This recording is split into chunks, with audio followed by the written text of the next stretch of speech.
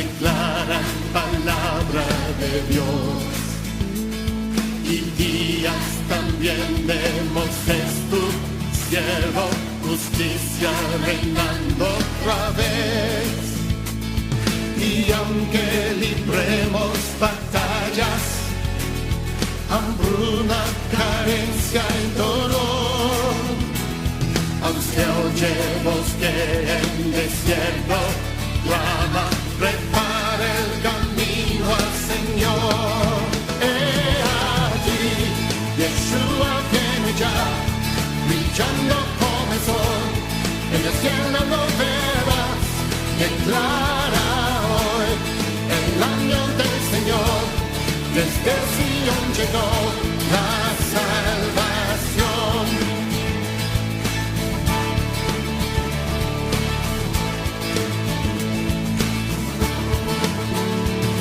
Días de Ezequiel también llegan, los huesos se llenan de piel. Y días también de David tu siervo, tu pueblo te alaba doquier. Son días de gran cosecha, los campos ya listos están. Somos los obreros de tu viña, declaramos hoy tu verdad. Allí Yeshua viene ya, brillando como el sol, en el cielo lo verás, declara hoy el año del Señor, desde Sion llegó la salvación. Yeshua viene ya, brillando como el sol, en el cielo lo verás, declara hoy el año del Señor, desde Sion llegó la salvación. Aquí Yeshua viene ya, brillando como el sol, en el cielo lo verás, declara el año del Señor, desde Sion llegó la salvación. ¿Quién fue y quién es y quién ha de venir? ¿Quién fue y quién es y quién ha de venir? ¿Quién fue y quién es y quién ha de venir? ¿Quién fue y quién es y quién ha de venir? ¿Quién fue y quién es y quién ha de venir? ¿Quién fue y quién es y quién ha de venir?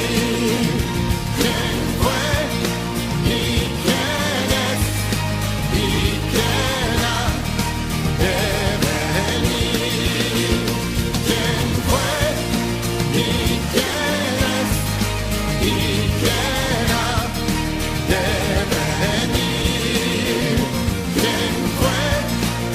y quién es y quién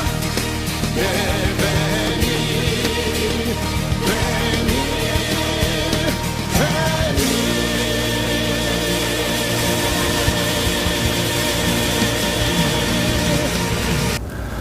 Gracias y paz para todos ustedes, queridos hermanos. Los saludamos nuevamente desde su iglesia de Salvation Army en Tarrytown, Nueva York.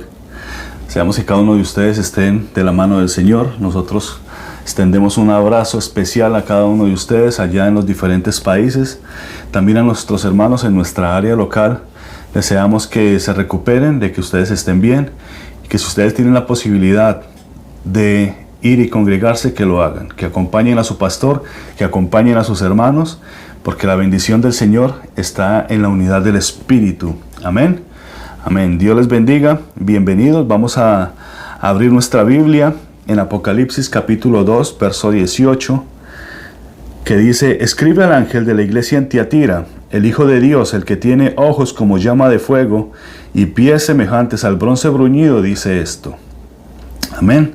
Este es nuestro verso base para esta mañana. Y damos gracias al Señor que nos permite seguir por este camino del Apocalipsis, donde se nos están revelando aquellas profecías que se dieron en el pasado, y así como hablábamos en las reuniones anteriores, este libro del Apocalipsis es el libro de la consumación. Entonces estamos recibiendo esta revelación de parte de Dios, pero también estamos siendo preparados como iglesia, porque para eso son estos 7 mensajes a estas 7 iglesias, para los tiempos que se avecinan, para esos tiempos fuertes y difíciles. Por eso el Señor permite que nosotros pasemos por estas iglesias para recibir esta edificación y esta preparación para los tiempos que vienen.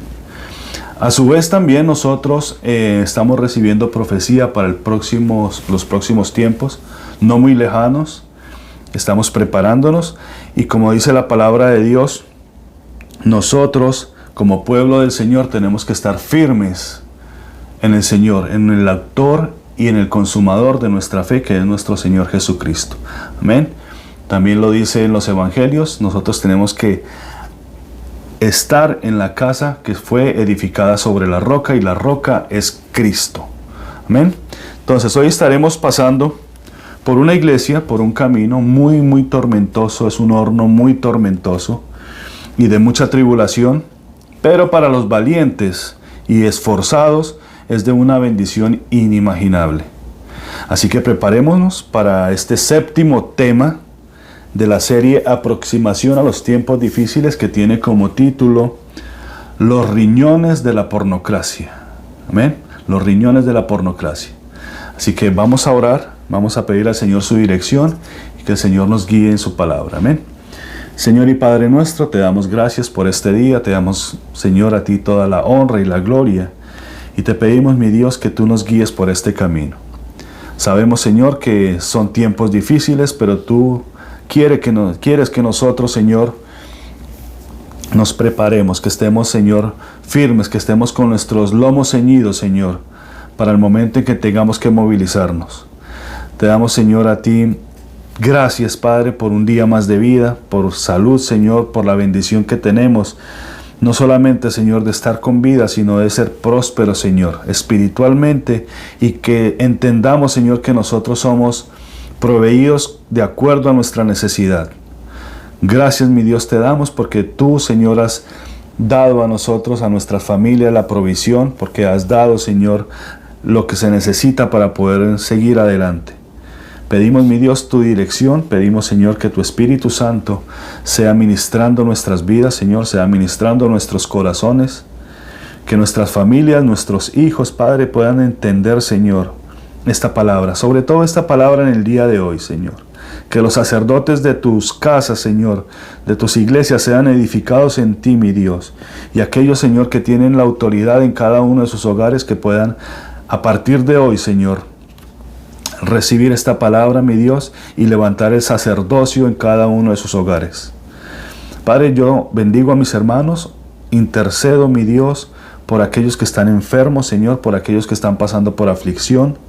Te pido, mi Dios, que tengas misericordia, Señor, que sea tu voluntad, no la nuestra, y que aquellos que no te conocen, Señor, sea un día precioso, porque hoy es un día de salvación para ellos. Te damos a ti, Señor, toda honra y toda gloria en el nombre de Jesús. Amén. Amén y amén. Entonces, vamos a estar hablando de la iglesia de Tiatira, la 4ª iglesia del Apocalipsis, donde tenemos una iglesia histórica y donde se dieron unas condiciones supremamente dolorosas para el corazón de Dios y que también tienen que serlo para nuestros corazones. Quizás no haya una carta que refleje más hasta dónde se puede caer la iglesia, porque vamos a estar hablando de la decadencia de la iglesia, de la decadencia de este pueblo que el Señor está levantando. Y aunque la iglesia empieza en esa decadencia, vamos a seguir viendo a nuestro Dios fiel, a nuestro Dios con esperanza, que le sigue hablando, que le sigue dando la salida, que le sigue empujando, porque ya de aquí para adelante, de aquí para arriba, vamos a empezar a ver a una iglesia totalmente diferente, a una iglesia así como en el pueblo de Israel, que fue quedando alguna por el desierto, y se empieza a ver el remanente, la nueva generación. A partir de esta iglesia vamos a ver todas estas cosas. Amén. Entonces, en esta carta a la iglesia de Tiatira es donde se representa el mayor descenso de la historia de la iglesia. Y si lo miramos, es como se suele llamar en la historia, o en el arte le llaman el tiempo o la época del oscurantismo. Pero para nosotros no es una época del oscurantismo de raciocinio o donde se inventaron muchas cosas, porque realmente fue una época oscura, y esto comprendió alrededor de 1200 años. Nosotros hablamos de un oscurantismo cuando hablamos de las tinieblas donde fue sometida la iglesia, a la oscuridad donde fue sometida, a las tinieblas donde cayeron. ¿Ven? Entonces, a ninguna de las 7 iglesias el Señor le habló tanto. Si usted se da cuenta y lee las otras cartas, se va a dar de cuenta que a una le habló 7 versículos, a otra le habló 4 versículos, a otra les habló 6, pero a Tiatira le habla una docena de versículos, porque el Señor entiende que Tiatira necesita que se le hable, necesita que se le reprenda, necesita que se le exhorte. Amén. Entonces, es a la iglesia que más se le habla, a la que más se le dirige sus palabras, y sin embargo, es la iglesia que mayor cae en la profundidad de Satanás. Voy a leer en Joel capítulo 1, a partir del verso 2, porque esta es una ilustración que quiero que tengamos para empezar, de qué fue o cómo sucede el decaimiento de la iglesia. Dice Joel capítulo 1, verso 2, dice: Oíd esto, ancianos, y escuchad, todos los moradores de la tierra. ¿Ha acontecido esto en vuestros días o en los días de vuestros padres? ¿Qué es lo que ha acontecido? Mire qué interesante. Dice: de esto contaréis a vuestros hijos, y vuestros hijos a sus hijos, y sus hijos a la otra generación. Lo que quedó de la oruga lo comió el saltón, y lo que quedó del saltón lo comió el revoltón, y la langosta comió lo que el revoltón había quedado. Entonces, primero viene un gusanito que se llama dejar el primer amor. Esto es la oruga. Ustedes lo vieron conmigo allá en la iglesia de Éfeso, donde se deja el primer amor. Ahí aparece la oruga, después viene el saltón. Dice entonces lo que quedó de la oruga lo comió el saltón. Entonces ya vemos en Esmirna que primero se deja el primer amor en Éfeso, ahora en Esmirna se acepta la sinagoga de Satanás. Entonces ya ese gusanito va creciendo y va haciendo más daño. Y dice, y lo que quedó del saltón lo comió el revoltón. Entonces ya el revoltón empezamos a ver a Pérgamo, porque ya lo que se aceptó en Esmirna con la sinagoga de Satanás, en Pérgamo se vio con la doctrina de Balaam y con la doctrina de los Nicolaitas, así que empezó a hacer más daño. Y por último dice, y la langosta comió lo que del revoltón había quedado. Entonces ya viene Tiatira con las profundidades de Satanás. Y este hace el final del trabajo de lo que empezó con un gusanito, con una oruga. Entonces se dan de cuenta de la ilustración. Por eso es que al principio que empezamos la serie, yo les decía que tenemos que ver las iglesias del Apocalipsis como las manecillas del reloj, que van andando una detrás de la otra. Y aquí vemos el ataque de Satanás al pueblo de Dios. Dice, porque según la alegoría o según la ilustración que nos da Joel, dice que es un árbol, que es una planta, es un árbol, y el Señor nos enseña que Él es el árbol y que nosotros somos las ramas, que Él es la vid y que nosotros somos los pámpanos. Entonces dice, Yo soy la vid y vosotros los pámpanos. Amén. Cuando estaban llevando la cruz, al Señor a la cruz, las mujeres lloraban por el Señor, y el Señor les dijo: hijas de Jerusalén, no lloréis por mí, sino llorar por vosotras mismas y por vuestros hijos. Porque si en mí, en el árbol verde, hacen estas cosas, en el seco, ¿qué no harán? Entonces se dan de cuenta que aquí el Señor nos está dando esta ilustración por medio del profeta Joel. Orad por ustedes, o llorad por vosotras mismas, porque si esto lo están haciendo en mí, ¿qué más lo harán en ustedes? Entonces, hubo un proceso de degradación hasta que la langosta se comió lo que dejó el revoltón, ¿ok? Ya en Tiatira vemos la condición más decadencia de la iglesia.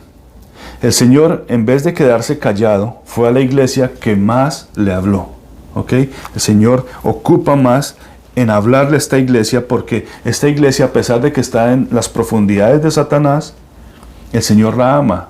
Es un candelero de oro y el Señor la exhorta. Pero aquí hay algo muy importante. Él le reconoció algunas cosas y le hizo notorio graves errores. Aquí hay algo importante, porque empezamos a ver nosotros el ataque de Satanás. Entonces, ¿dónde se da el ataque de Satanás hacia el pueblo de Dios? Se da justamente en el sacerdocio.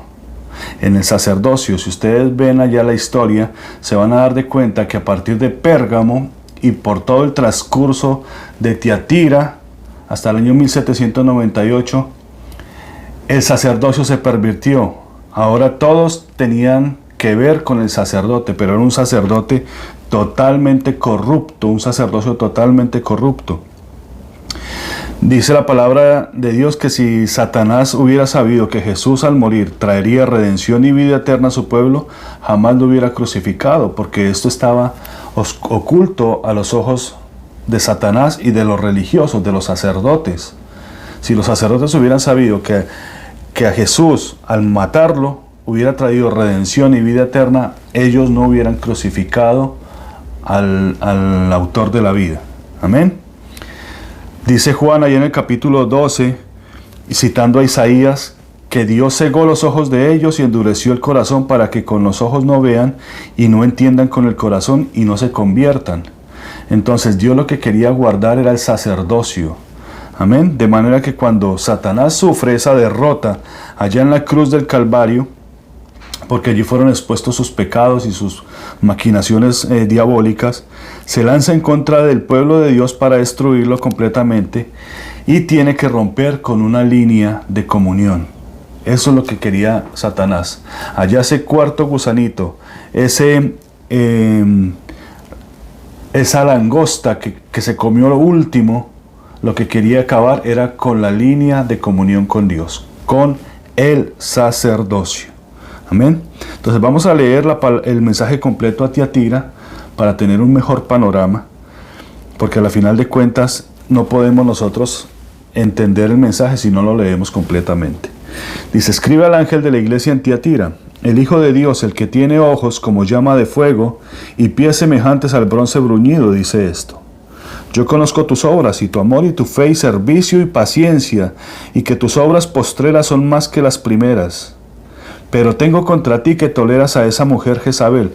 Algunos manuscritos no dicen esa mujer, sino dice que toleras a tu mujer Jezabel, que se dice profetiza y seduzca a mis siervos a fornicar y a comer cosas sacrificadas a los ídolos. Le he dado tiempo para que se arrepienta, pero no quiere arrepentirse de su fornicación.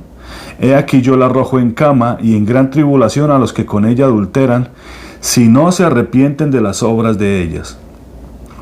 Y a sus hijos heriré de muerte, y todas las iglesias sabrán que yo soy el que escudriña los riñones y el corazón. Claro, en sus Biblias dice la mente y el corazón, pero en el original el Señor habla de los riñones, porque en los riñones está la fuerza del hombre, está la mente del hombre, está las intenciones del hombre. Cuando ustedes van a empujar algo, ustedes van a empujar con todo lo que tienen dentro, con los riñones. Por eso habla el Señor de los riñones. Dice: y a sus hijos los heriré de muerte, y todas las iglesias sabrán que yo soy el que escudriña los riñones y el corazón. Amén. Pero a vosotros y a los demás que están en Tiatira y a cuantos no tienen esa doctrina y no han conocido lo que ellos llaman las profundidades de Satanás, yo os digo, no os impondré otra carga, pero lo que tenéis, retenedlo hasta que yo venga. Al que venciere y guardare mis obras hasta el fin, yo le daré autoridad sobre las naciones, y las regirá con vara de hierro, y serán quebradas como vaso de alfarero. Como yo también la he recibido de mi Padre, y le daré la estrella de la mañana. El que tiene oído, oiga lo que el Espíritu dice a las iglesias. Amén. Entonces, como ustedes pueden estar observando, es un mensaje largo, pero es un mensaje para aquellos vencedores. Porque aquí tengo que hacer otra aclaración. A las iglesias, a las 3 iglesias anteriores, el Señor les está hablando a todas las iglesias. El que tenga oído, oiga lo que el Espíritu le dice a las iglesias. En esta iglesia de Tiatira, es la primera iglesia a la cual el Señor apela primero a los vencedores. En las otras iglesias, primero se les decía, el que tenga oído, oiga lo que el Espíritu le dice a las iglesias, para que todos pudieran comprender. Y después les decía el Señor, por ejemplo, a Esmirna le decía, el que tenga oídos, oiga lo que el Espíritu le dice a las iglesias, el que venciere, no sufrirá daño de la muerte segunda. A Pérgamo le decía, el que tiene oído, oiga lo que el Espíritu dice a las iglesias, al que venciere, daré de comer del maná escondido, y le daré una piedrecilla blanca, etc. Pero aquí en Tiatira, el Señor no le dice a las iglesias, sino que Él apela a los vencedores. Verso 26 dice, al que venciere y guardare mis obras hasta el fin, yo le daré autoridad sobre las naciones, y las regirá con vara de hierro, y serán quebradas como vaso de alfarero, como yo también he recibido de mi Padre, y le daré la estrella de la mañana. Y finalmente le dice, el que tiene oído, oiga lo que el Espíritu dice a las iglesias. Entonces, ¿notan la diferencia? Porque aquí en Tiatira estaba tan pervertida ya el Señor iba, porque esto es una profecía para los tiempos de Tiatira, esto se está escribiendo en el año 96 al año 100. Entonces ya el Señor está proyectando, ya les está profetizando que van a caer en una decadencia espiritual, una oscuridad, en unas tinieblas, y que los únicos que van a poder escuchar, oír lo que el Espíritu le dice a las iglesias, son los vencedores, porque los otros ya se van a pervertir. Amén. Entonces, vamos a averiguar, a entender qué es lo que quiere decir Tiatira. Amén. Tiatira quiere decir sacrificio continuo. La palabra tiasterio, esa es la raíz de la palabra Tiatira, pero la palabra Tiatira no es del griego, porque Tiatira existe desde muchos años atrás, mucho tiempo atrás. Entonces, la palabra Tiatira quiere decir sacrificio continuo, pero también quiere decir el altar del incienso, ¿ok? El altar de la alabanza, porque es un sacrificio continuo. La palabra de Dios nos dice en Hebreos capítulo 13, 15, 16, dice, por tanto ofrezcamos continuamente mediante él sacrificio de alabanza a Dios, es decir, fruto de labios que confiesan su nombre, y no os olvidéis de hacer el bien y de la ayuda mutua, porque de tales sacrificios se agrada el Señor. Amén. Entonces, Tiatira significa sacrificio continuo, pero nosotros, los hijos de Dios, según Hebreos capítulo 13, sabemos cuál es el sacrificio continuo, que es que ofrezcamos continuamente sacrificios de alabanzas a Dios, y que no nos olvidemos de la ayuda mutua, que eso agrada a Dios. Sin embargo, algunos en esta iglesia han puesto ese sacrificio continuo de alabanza como un ritual en el que se sacrifica al Señor continuamente por causa de la presencia de Jezabel, a quien llaman la mujer dominante que pervirtió y se prostituyó el verdadero sacrificio continuo. Entonces, en la época de Tiatira fue cuando se estableció lo que se conoce como el ritual de la misa. Y la misa se estableció como un sacrificio repetido en donde los alimentos, la harina y lo que se llama la hostia y el cáliz, el vino, eran adorados como si fuera un sacrificio a Dios, como un sacrificio continuo.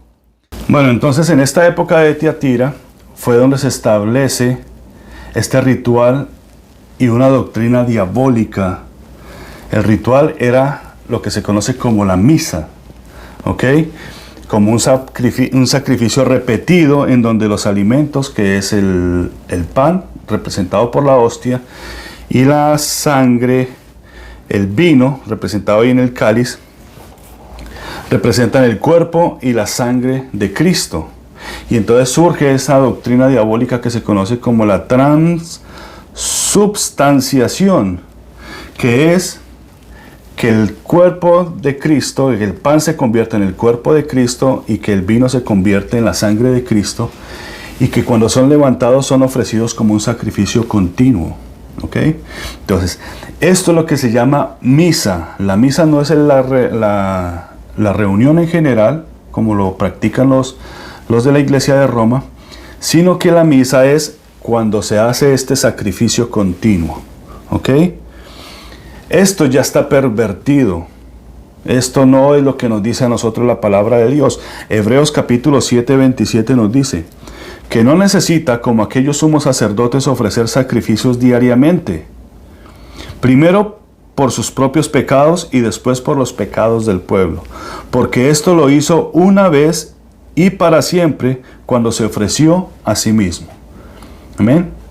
Entonces, cuando en la misa se está levantando el pan y el vino, se está sacrificando, porque según la doctrina esta de la transubstanciación, está levantando, se está sacrificando nuevamente al Hijo de Dios. Así que se sacrifica millones y millones de veces al cuerpo de Cristo cuando su sacrificio fue una sola vez y para siempre allá en la cruz del Calvario.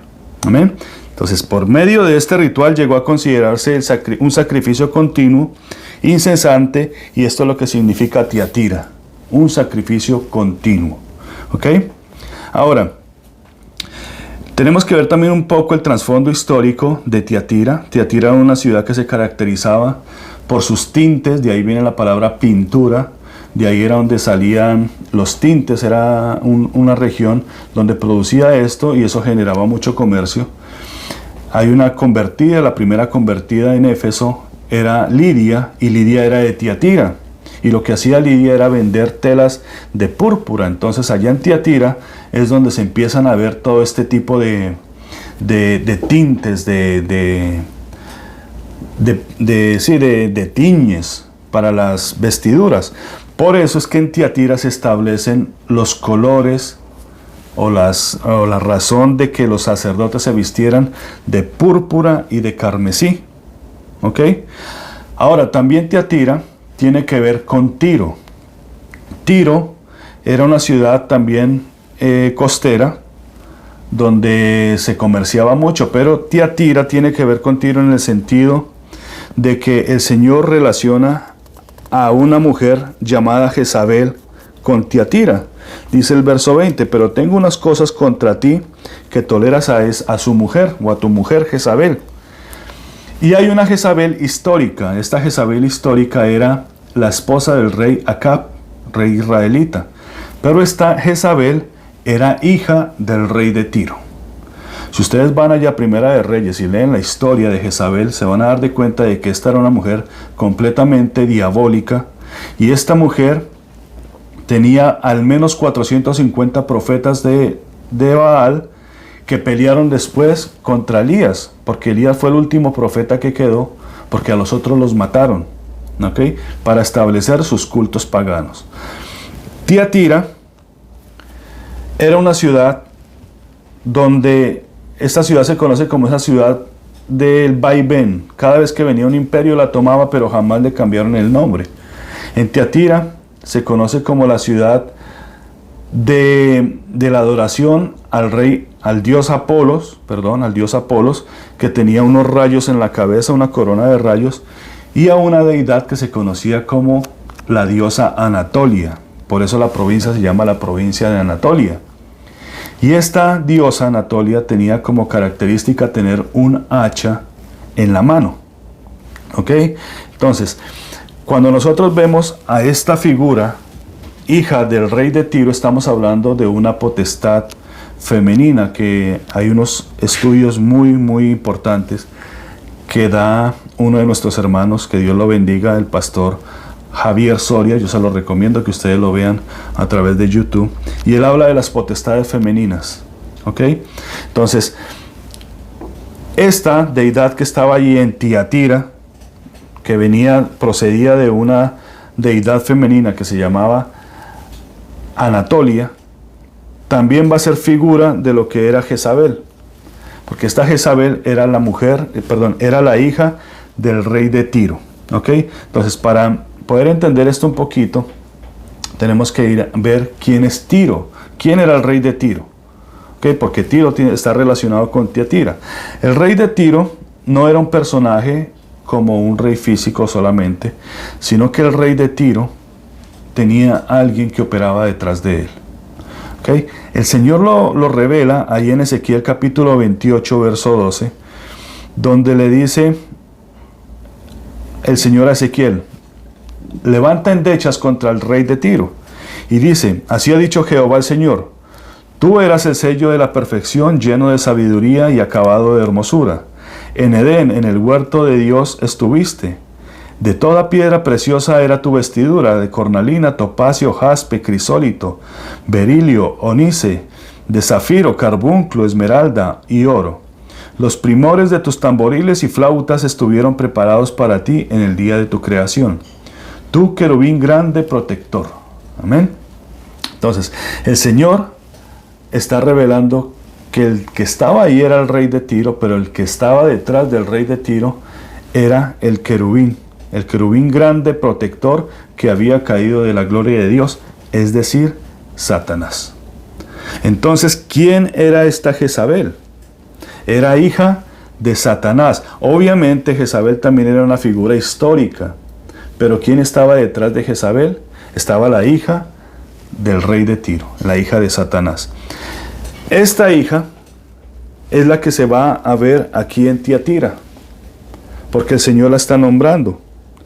Dice: pero tengo unas pocas cosas contra ti, que toleras a esa mujer, o a tu mujer Jezabel, que se dice profetiza, enseña y seduzca a mis siervos a fornicar y a comer cosas sacrificadas a los ídolos.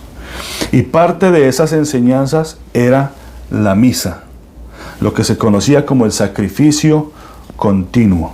Amén. Entonces,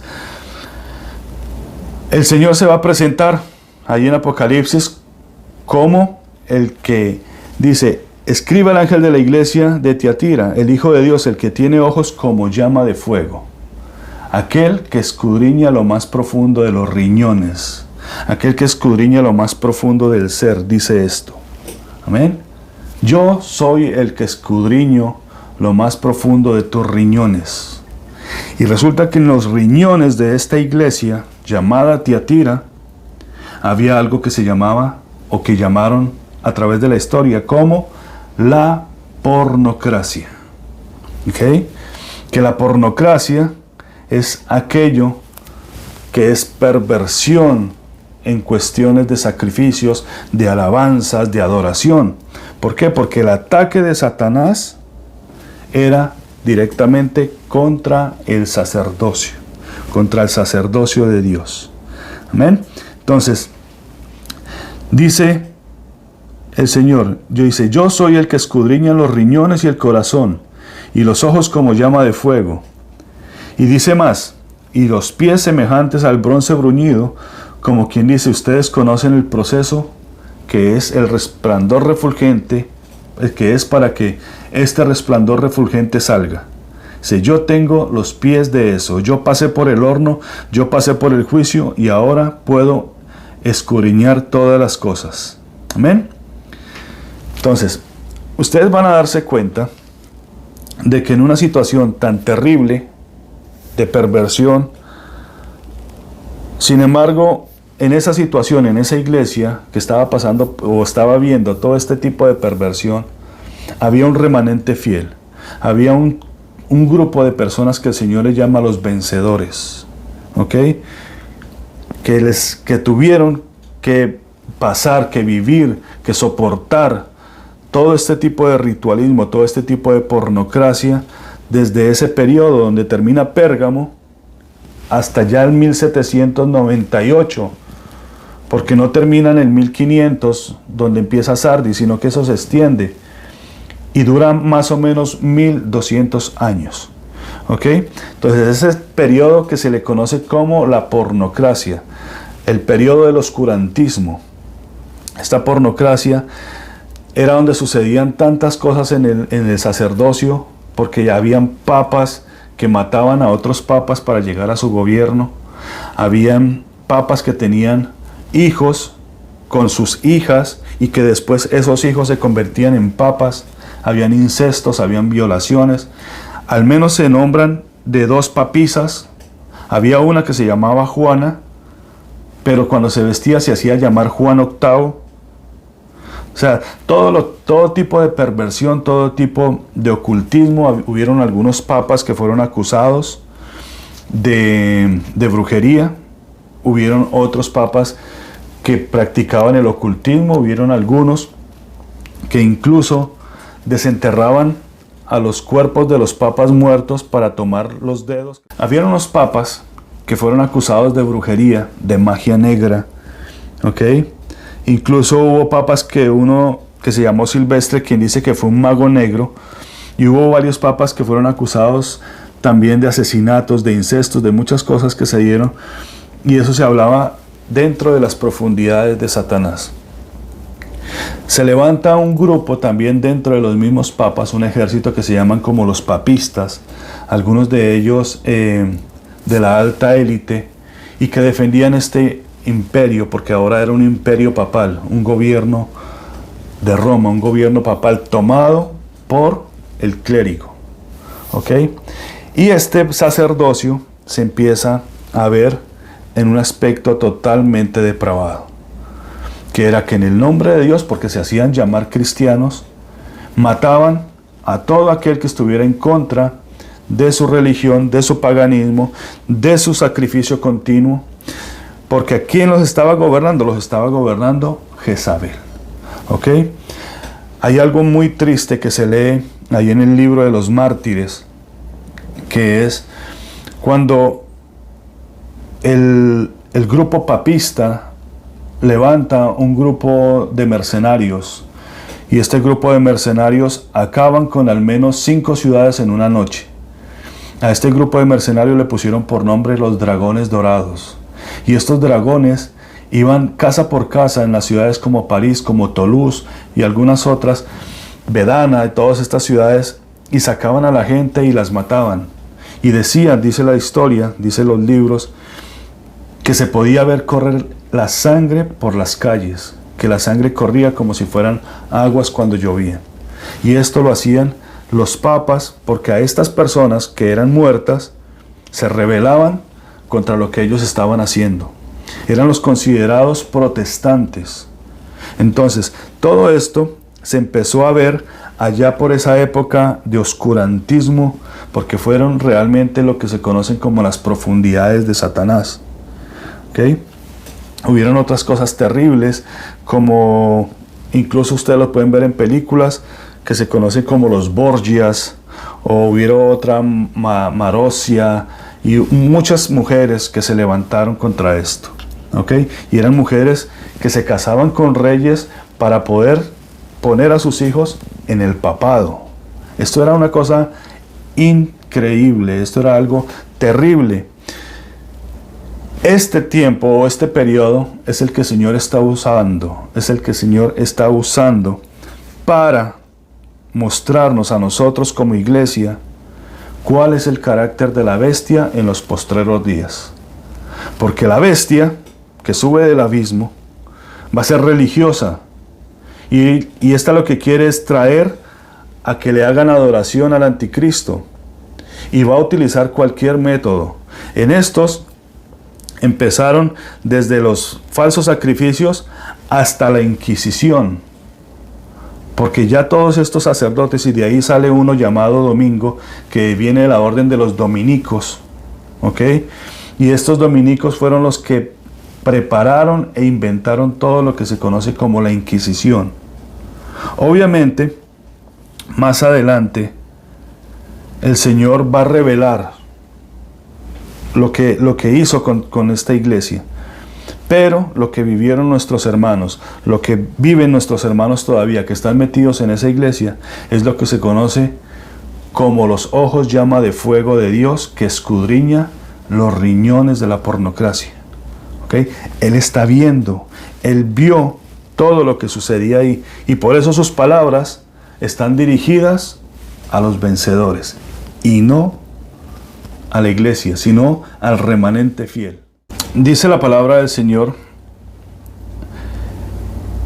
que aquellos habían caído en lo que llaman las profundidades de Satanás, pero hubo algunos que fueron fieles y se horrorizaban de esta barbarie que hacían en el nombre de Dios. Y dice la palabra de Dios que ellos aceptaban la doctrina de los nicolaitas y aceptaban el catolicismo.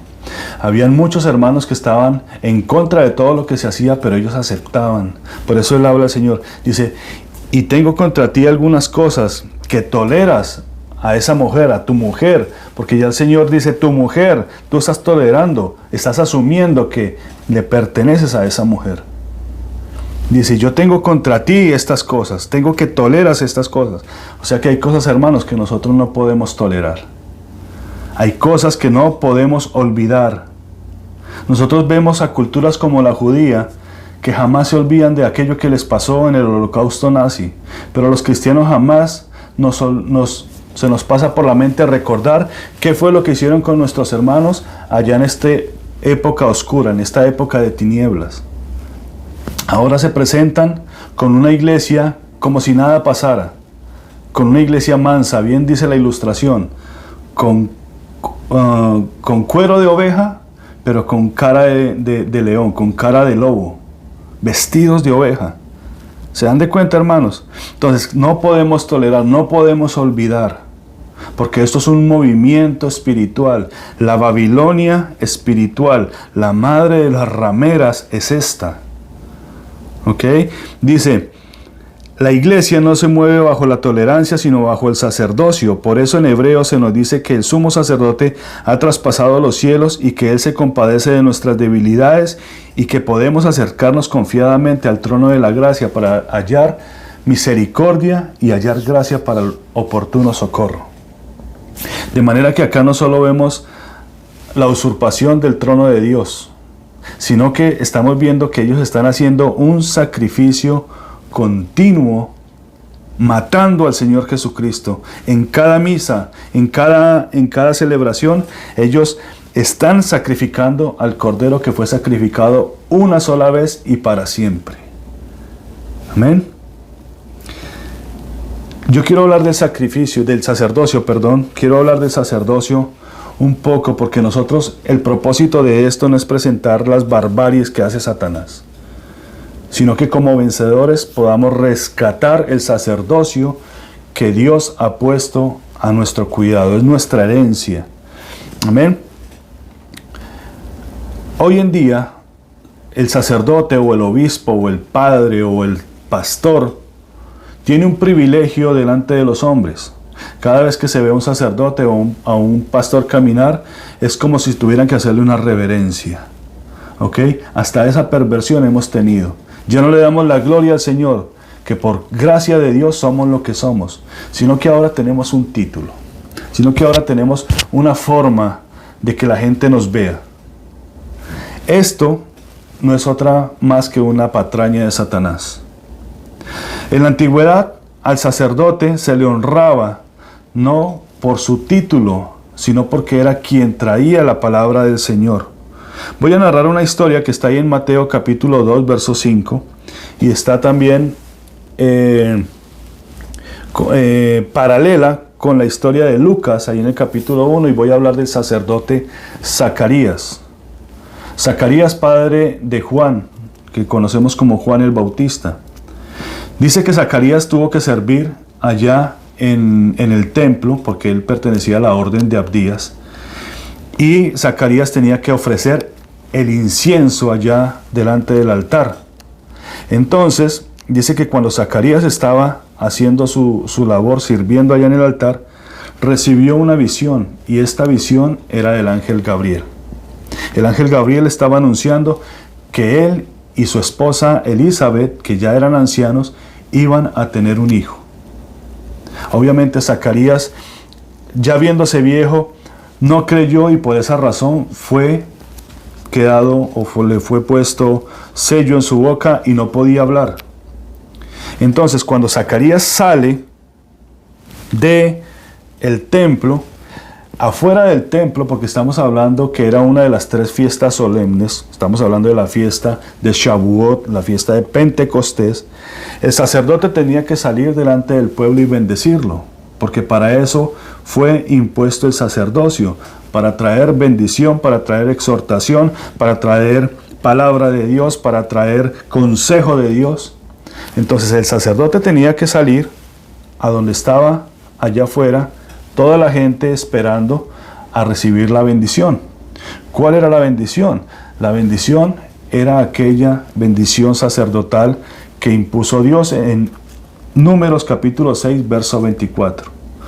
Jehová te bendiga, Jehová te guarde, Jehová haga resplandecer su rostro sobre ti y tenga de ti misericordia, y Jehová alce su rostro sobre ti y te dé shalom, te dé paz. Cuando el sacerdote sale allá a dar esta oración, no la puede dar porque está mudo. Entonces los que están allá afuera esperándolos están el Sanedrín, están los fariseos y está todo este tipo de sacerdotes que entienden que Zacarías vio algo allá adentro, alguna visión. Y la gente es despedida, pero se van sin bendición. ¿Ok? Entonces, cuando ellos observan, los sacerdotes observan qué es lo que está pasando, le hacen un seguimiento a Zacarías. Ya más adelante, pues ustedes conocen la historia, cuando nace Juan el Bautista, que entonces le preguntan que si le va a poner el nombre de Zacarías, y él dice no. Le dice que le pasen una tablita, y en la tablita escribe, se llamará Juan, como dijo el ángel, o Johanán, se llamará Juan. Y en ese momento le fueron abiertos sus labios, su boca, le fue desenvuelta la lengua y empezó a profetizar. ¿Ok? Esto era lo que tenía que hacer el sacerdote, salir y bendecir al pueblo de Dios, a bendecir su familia. Juan y Jesús se llevan 6 meses de vida. Juan nace en la fiesta de la Pascua y Jesús nace en la fiesta de Sukkot, en la fiesta de los tabernáculos. ¿Ok? Vienen unos reyes que entran por el oriente, y entonces son indagados por Herodes, que Herodes representa en este momento a Tiro. ¿Ok? De hecho, Herodes tenía un palacio allá en Cesarea que queda en la frontera con Tiro. Y Herodes indaga a los reyes, y los reyes le dicen, venimos a honrar al rey, venimos a honrar a aquel que ha nacido. Y entonces Herodes indaga, pero cuando indaga Herodes, indaga con los sacerdotes. Y los sacerdotes le dicen, ciertamente nosotros hemos visto una visión. Y el rey que ha nacido por medio de un milagro, porque hubo un sacerdote que está muy viejo y su esposa concibió. Quedó mudo. Entonces es cuando Herodes da el edicto de matar a todos los niños menores de 2 años. Pero Herodes, o Satanás ahí metido, junto con los sacerdotes paganos que se habían apartado de la voluntad y del mandamiento correcto de Dios, empezaron a perseguir a Juan el Bautista. Y el ángel, a su misma vez, cuando le avisaba a los reyes magos, también le estaba avisando a José, levántate y vete para Egipto. Sabemos por la historia que al menos Juan tuvo que ser escondido para que pudiera llevar su ministerio. Pero miles de niños murieron ahí en Belén de Judá, porque había una profecía, oh Belén Éfrata, y murieron. Muchos niños murieron. ¿Por qué? Porque vino una persecución terrible por Herodes, que era Satanás, y por los sacerdotes pervertidos. ¿Amén? Entonces, ellos pensaban que si mataban al autor de la vida, al rey prometido, porque Herodes lo que indaga es qué dicen las profecías.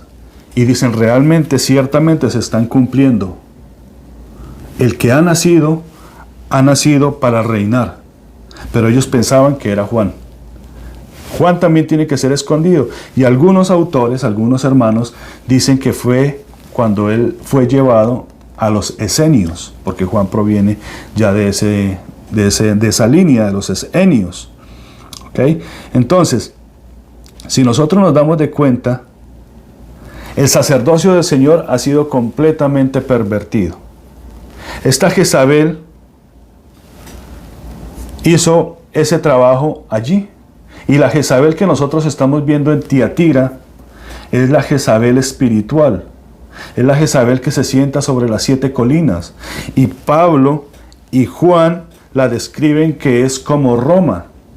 Así que nosotros estamos viendo a una iglesia totalmente en oscurantismo. Y el Señor con sus ojos llama de fuego la está viendo y dice, estoy viendo los riñones de tu pornocracia. Estoy viendo todo lo que tú has hecho y has hecho pervertir a la iglesia. Pero dentro de esa iglesia hay un remanente fiel. Dice, y le he dado tiempo para que se arrepienta. Miren que el Señor es maravilloso. Aún también les da tiempo para que se arrepientan. Dice, ¿saben cuántos años duró esto? 1200 años duró este periodo de Tiatira, hasta que se le dio un duro golpe cuando se estableció y surgió la Reforma. Porque la Reforma, según nuestros anales, empieza en el año 1580, por allá con Lutero. Pero esto era desde mucho antes. Mucho antes tuvimos reformistas y estos fueron perseguidos por esta terrible bestia. Ya en 1780 se establece la Reforma y se le da un duro golpe, así como lo dice Apocalipsis, ahí en el capítulo 17 a la bestia. Pero esta bestia va a volver a resurgir. Tiene una herida mortal. Muchos y perdieron una cantidad de adeptos a la religión católica, pero esta va a empezar va a volver a perseguir a los hijos.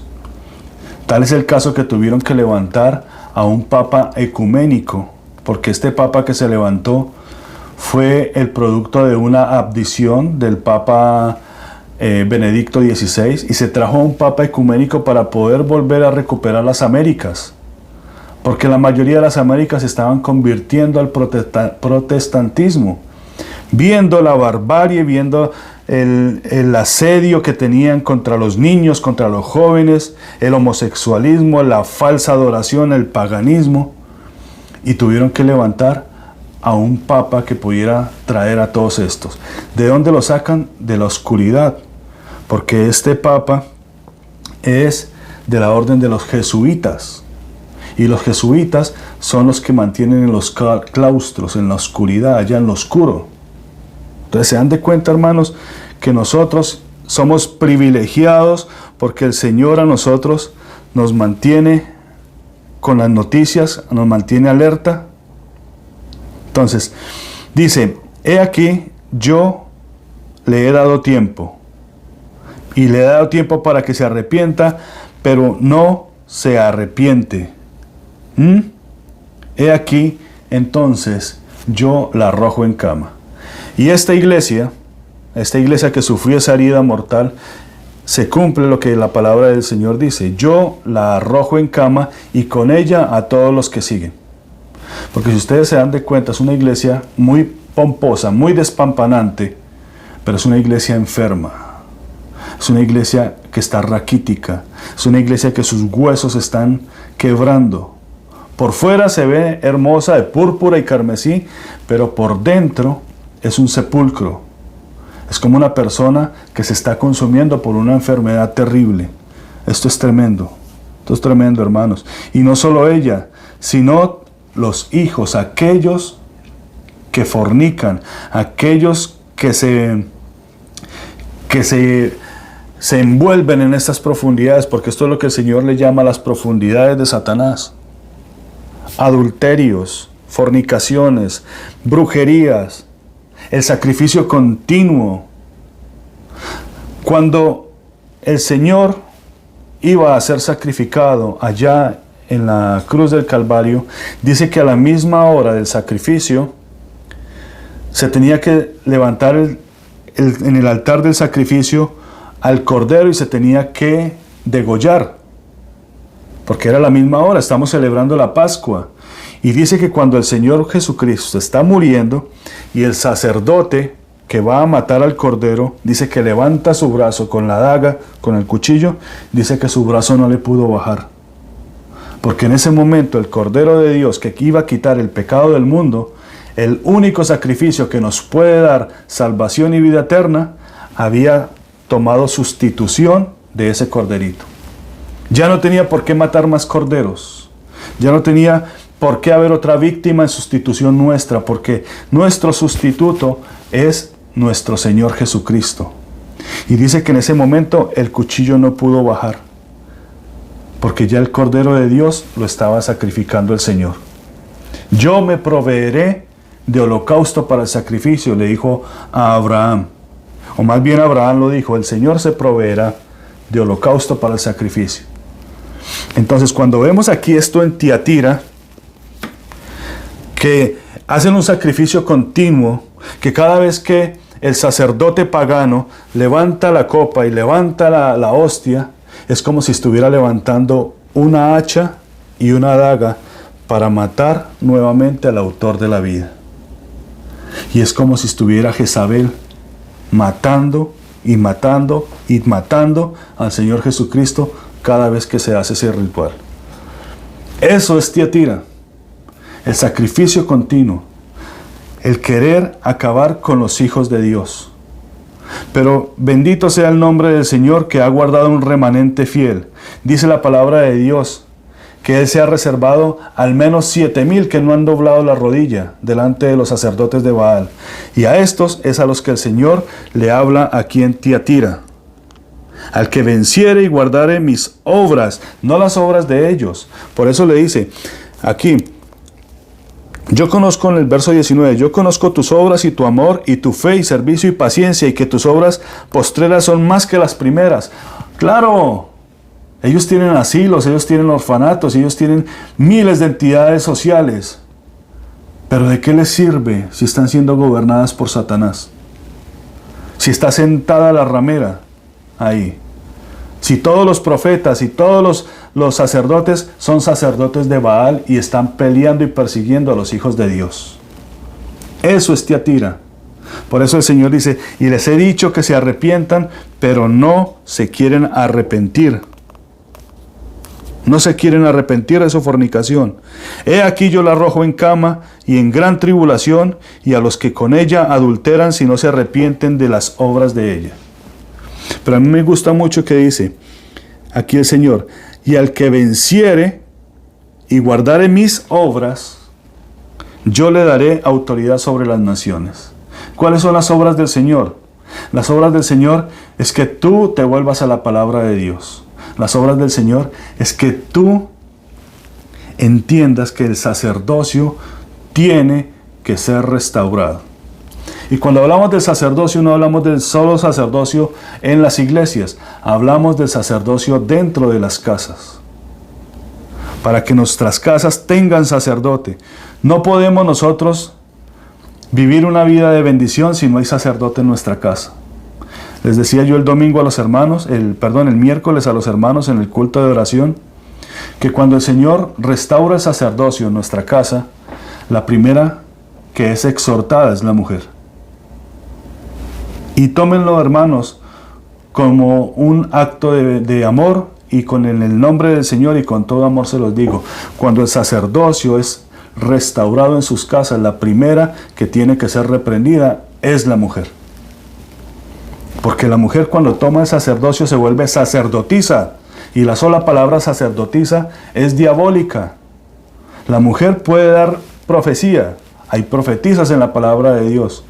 Pero cuando la mujer toma el sacerdocio, empieza el decaimiento en la familia. Se tiene que levantar el sacerdocio. Se tiene que despertar porque nuestros hombres están mudos.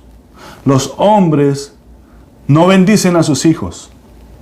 Los hombres no bendicen su casa. Los hombres no traen exhortación a su casa. Los hombres no traen consejo a su casa. Nuestro sacerdocio tiene que estar restaurado. Esta es la obra que Dios quiere para nosotros. Amén. Dice,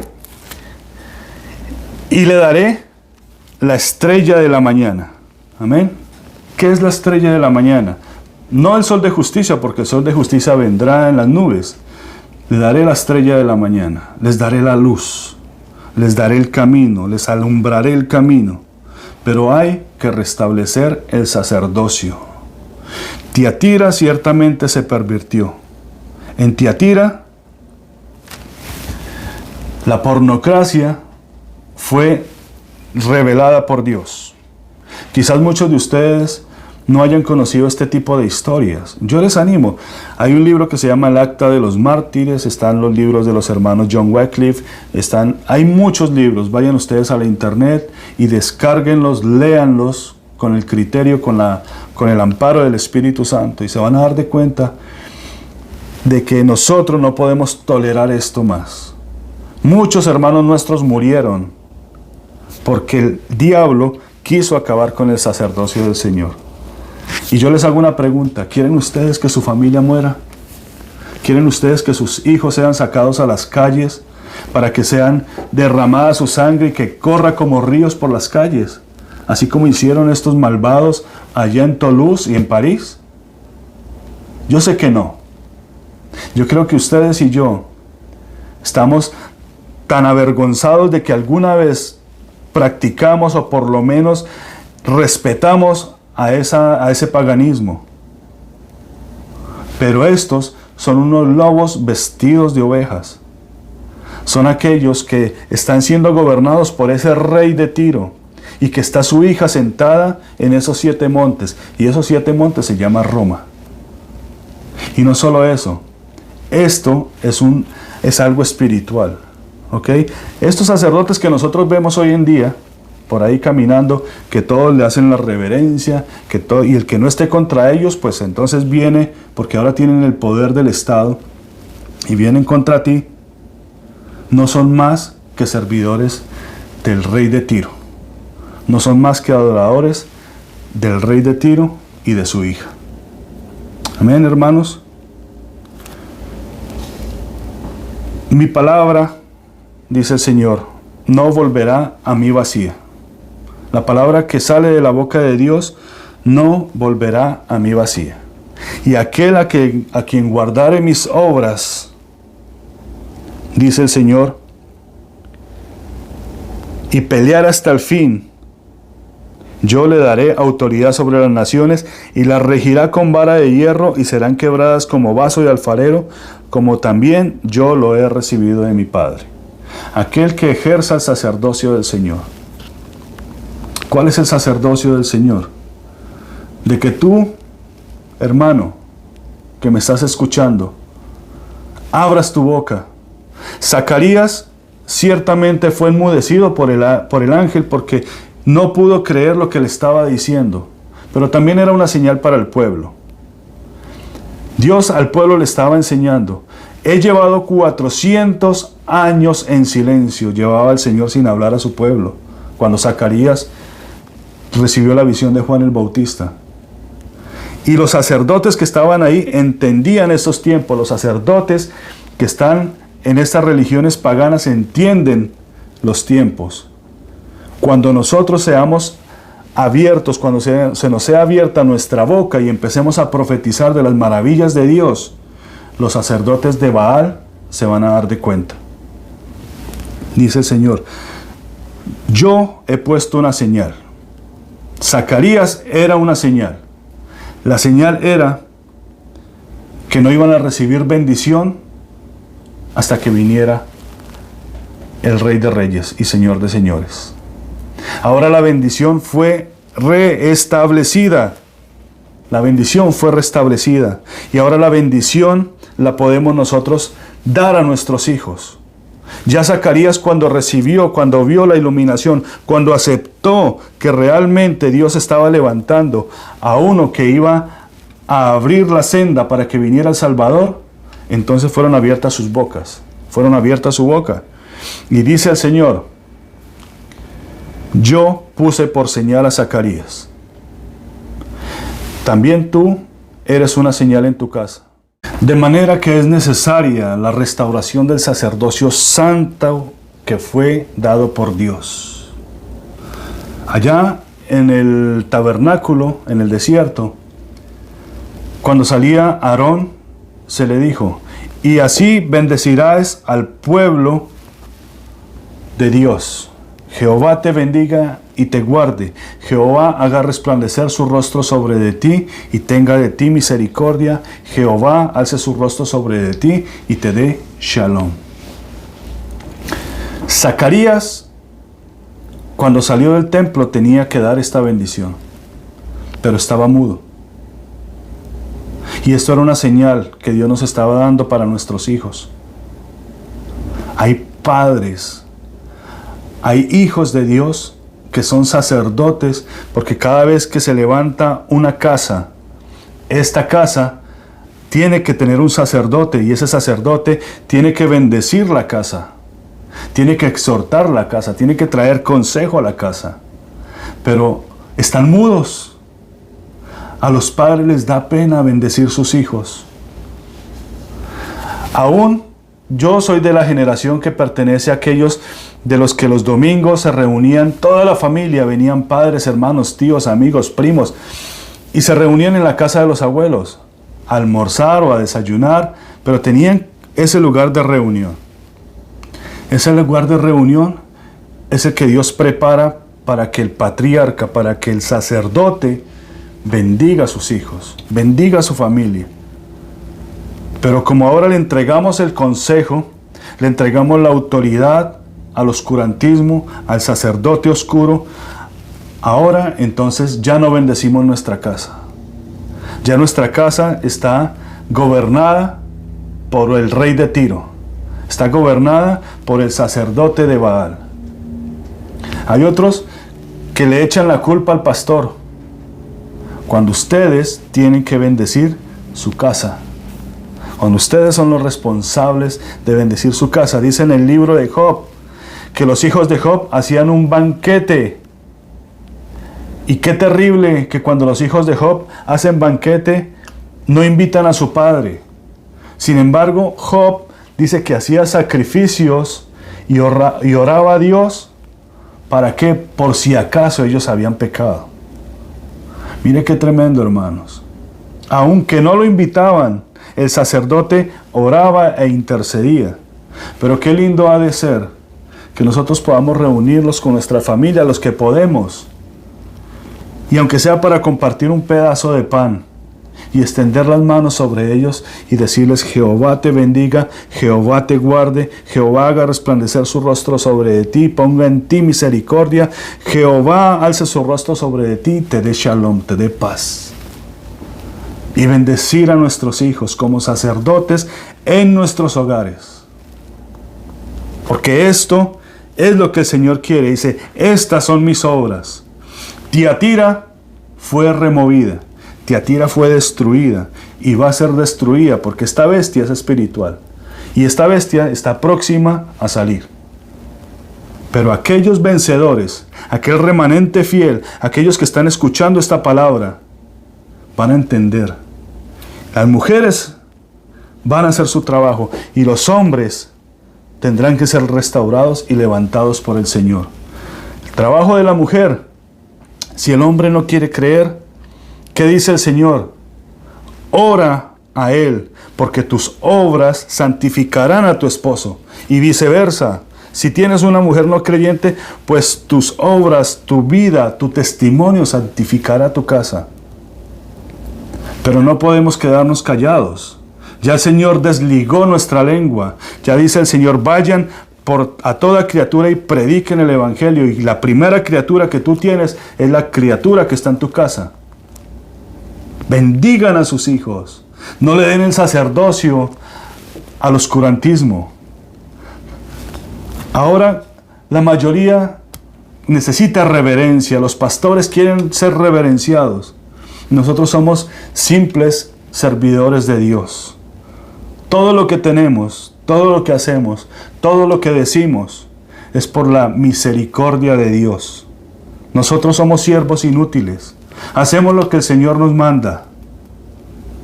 Pero también tenemos que exhortarlos, aconsejarlos y decirles a ustedes, ustedes tienen que ejercer el sacerdocio que Dios puso en sus manos.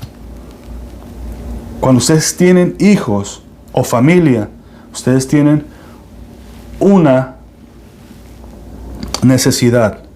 Ustedes tienen una obligación delante de Dios. Guardar su casa, bendecir su casa, dar, proveer lo que su casa necesita. Ustedes están equipados por Dios si ustedes son hijos de Dios, si son vencedores. Están equipados, están tan equipados, están tan bendecidos que Dios les dio una ayuda idónea. No una sacerdotisa. Les presentó una ayuda idónea para que en el complemento de esa unión sean bendición para sus hijos. Y sus hijos sean edificados en la palabra de Dios. Sean edificados en el sacerdocio de Dios. La palabra de Dios dice que su reino es un reino de sacerdotes. Amén. Y nosotros, hermanos, no podemos darle esto a los de Tiatira.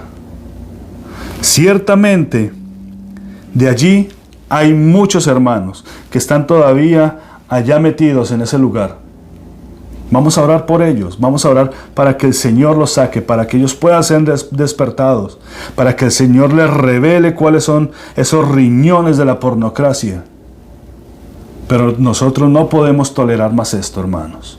Nosotros no podemos dejarnos seducir, ni dejarnos seducir por las hijas de la gran ramera, porque ciertamente hay muchas iglesias cristianas que son tentáculos de la iglesia de la ramera. Así que, mis queridos hermanos, yo hoy los animo, yo hoy los exhorto en el amor de Cristo, a que no se queden callados, a que ustedes ejerzan las obras de Dios, no las de Satanás. Dios, el Señor Jesucristo, fue sacrificado una sola vez y para siempre. Aquellos que lo quieren sacrificar día con día van a recibir su paga. Dice que la mujer está enferma y que a sus hijos los va a matar. Dura cosa es caer en manos del Dios vivo. Dura cosa es. Pero con todo amor, con toda mansedumbre, con toda humildad te digo, sal de ahí. Sal de ahí, como dice el Señor. Sal de ahí, pueblo mío, y no participéis de las obras infructuosas de Satanás. Mas por el contrario, vean su familia, vean su casa. ¿Cómo está tu casa? ¿Cómo está tu familia? ¿Cómo están tus hijos? ¿Hay vergüenza de poder proclamar el nombre de Dios? ¿De poder extender las manos en las cabezas de sus hijos? ¿De abrazarlos, de besarlos? ¿De orar a Dios por ellos? Yo te animo en esta mañana que lo hagas. Y me voy a despedir con esta oración. Jehová Dios te bendiga. Jehová Dios te guarde. Jehová Dios haga resplandecer su rostro sobre de ti y tenga de ti misericordia. Jehová Dios ponga su rostro sobre de ti y te dé shalom. Que Dios te bendiga, que Dios te guarde. Y si esto lo puedes hacer cada semana con tu familia, hazlo cada día, cada mañana. Porque el Señor ciertamente tiene cuidado de aquellos que le aman. Dios te bendiga. Jehová te bendiga y te guarde, Jehová haga resplandecer su rostro sobre ti y tenga de ti misericordia. Jehová alce sobre ti su rostro y ponga en ti paz. Paz.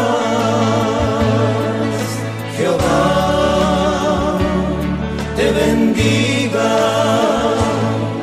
y te guarde, Jehová haga resplandecer su rostro sobre ti y tenga de ti misericordia.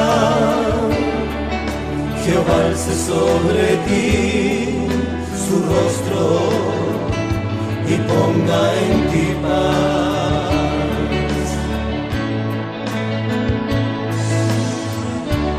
Jehová te bendiga y te guarde. Jehová haga resplandecer su rostro sobre ti y tenga de ti misericordia. Jehová alce sobre ti su rostro y ponga en ti paz. En el nombre eterno del Señor Jesucristo. Amén. Y amén. Jehová te bendiga y te guarde. Jehová haga resplandecer su rostro sobre ti y tenga de ti misericordia. Jehová alce sobre ti su rostro y ponga en ti paz. Paz. Jehová te bendiga y te guarde. Jehová haga resplandecer su rostro sobre ti y tenga de ti misericordia. Jehová alce sobre ti su rostro y ponga en ti paz. En el nombre eterno del Señor Jesucristo.